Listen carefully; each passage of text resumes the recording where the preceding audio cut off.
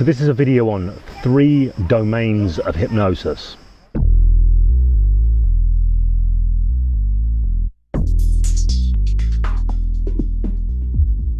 Hi there, this is James Tripp. This is a video for James Tripp Chaos Wave and Hypnosis Without Trance. It is on the 3 domains of hypnosis. I want to give credit for this formulation to a friend of mine, Alastair Hill, who is a fantastic hypnotist, very creative guy. You are going to be hearing a lot from Alastair, I suspect, I hope, in the future, because he has got so much of value to offer to the world of hypnosis. But I want to share this idea of 3 kind of domains of hypnosis that Al has elegantly formulated. So, 3 domains of hypnosis. There are 3 ways you can look at hypnosis. The first way you could look at hypnosis, the way I kind of look at hypnosis often, is as a way of doing life and being in the world. So when you understand hypnosis, you start to understand that hypnosis is nothing special. It actually is just the process of utilizing human cognitive faculties in certain ways so as to help people shape their experience of life. On the flip side of this, it's also understanding how people are shaping their own experience of life, so how people are self-hypnotists as well. So this kind of domain of learning is about looking at life through the lens of hypnosis. And this is a more kind of sophisticated, I would say, neurocognitive approach to hypnosis rather than maybe the traditional altered state sort of based approach. So this is a very powerful way of looking at life. If you saw the video I put out recently on levels of learning, this is operating at the attributes level greatly. So we got this way of looking at hypnosis as a filter through which to make sense of life and human exchanges.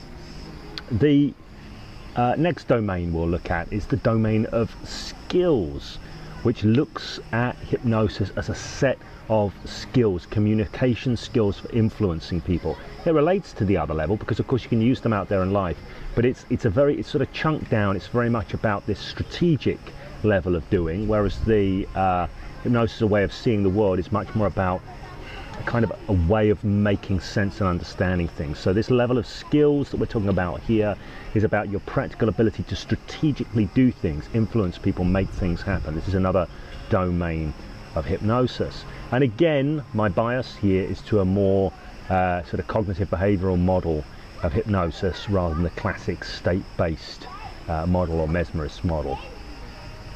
So the 3rd domain of hypnosis we're going to look at here, and it's an important domain, is hypnosis as a cultural idea.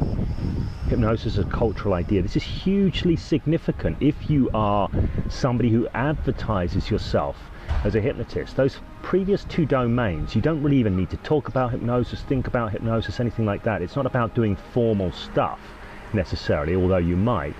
But when you actually sit down, you're going to start formally doing hypnosis and naming it as such. One of the things that comes into the mix is hypnosis as a cultural idea. Out there in the world, there are a whole bunch of ideas that exist in the collective consciousness about what hypnosis is. And some of what's wrapped up in this popular conception of hypnosis can be useful for you. You can leverage in helping people move their minds in useful and interesting ways. So the cultural idea can have a great deal of value to it to be leveraged in the hypnotic work that you do. That doesn't make the cultural idea of it true, it just means it's a leverageable idea, i.e. the idea of kind of mind control and strange states that enable certain things that wouldn't normally be able to happen. It's a leverageable idea. It's also worth being aware that this cultural idea, whilst leverageable, has downsides to it that you want to learn how to mitigate if you're going to be utilizing this idea.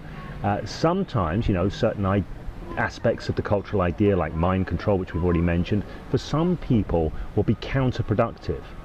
Okay, people who have a particular, they're very self-sovereign in their approach, they're very expressive in their way of doing the world, very individualistic, they're not going to respond well to the cultural idea that contains this idea of mind control within it.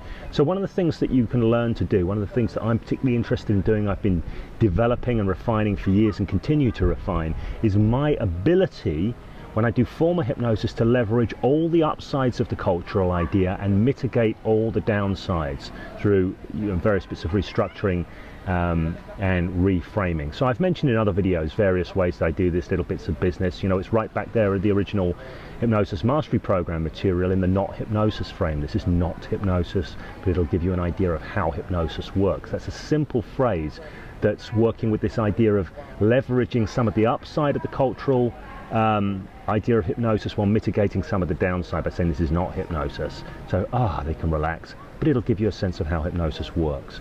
Right, so this hypnosis is a real thing, it's presupposed there, and it works, it is presupposed there. So that's not what this video is about, so I'm not going to get into that. So there's 3 domains of hypnosis there, and I think that's a really useful model. So it's you know, when Al shared that with me, it was, what struck me about it was its neat formulation. I think there's a lot of value to be had in that. And particularly that last point, when you understand that the cultural idea of hypnosis is not what hypnosis is, but it is something that is highly leverageable and needs to be treated with some care and elegance. Okay, so if you like this video, if you like the idea of sharing this video, do like the video, seek out my friend Alastair Hill, and in addition to that, what might you want to do? You might want to subscribe, and you might want to hit notifications to make sure you hear about future videos. There's a comment section, by the way. You can ask questions, you can share your views on this. Maybe your question will drive a future video here on this channel. Okay, so until we continue this conversation, take extremely good care of yourself.